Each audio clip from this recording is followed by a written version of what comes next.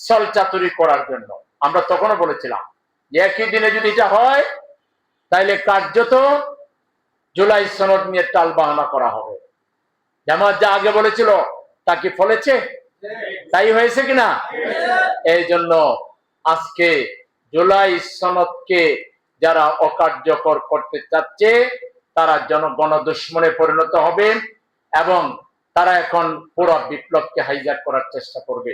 কিন্তু আমরা যারা জুলাই যুদ্ধ করেছিলাম, 2000 মানুষের জীবন যারা কেড়ে নিয়েছিল এবং 40,000 মানুষ আহত হয়েছিল, সারা দেশের মানুষ রাস্তায় নেমেছিল, আমরা কি এটা নীরবে মেনে নিব?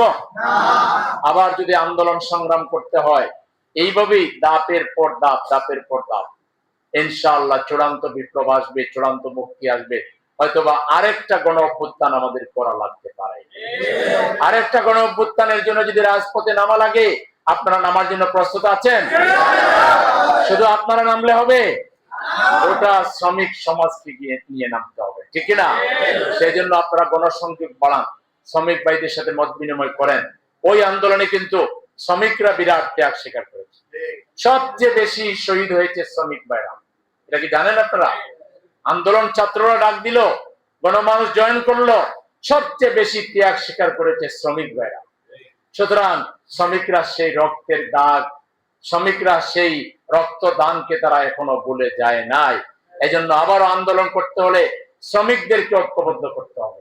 এজন্য আজকে ঈদ পুনর্মিলনীতে আপনাদের প্রধান কাজ হলো এখান থেকে ফিরে গিয়ে রিক্সা গ্যারেজ, শ্রমিক মেস এবং শ্রমিকরা যেসব জায়গায় বিচরণ করে ওইসব জায়গায় গিয়ে জুলাই সনদ নিয়ে যে টালবাহানা করা হচ্ছে এটা তুলে ধরবেন এবং তাদেরকে সেই চূড়ান্ত বিপ্লবের জন্য আমাদের সাথে হাত মিলিয়ে চূড়ান্ত বিপ্লবের এই আন্দোলনে তারা যাতে থাকে এই জন্য তাদের সাথে গণসংযোগ আপনারা করবেন। পারবেন তো ইনশাল্লাহ? আপনারা এই সরকার যে জুলাই বিপ্লব নিয়ে যে মিথ্যাচার করছে, বিভ্রান্তি ছড়াচ্ছে এবং জনগণের ম্যান্ডেটকে নিয়ে তারা যে সিনেমিনি খেলা খেলছে, এটার বিরুদ্ধে সর্বস্তরের জনগণকে ঐক্যবদ্ধ করতে হবে, বিশেষ করে শ্রমিক সমাজকে ঐক্যবদ্ধ করতে হবে। এইভাবেই আন্দোলনের পর আন্দোলনের মধ্য দিয়েই একদিন চূড়ান্ত ক্ষমতা এদেশের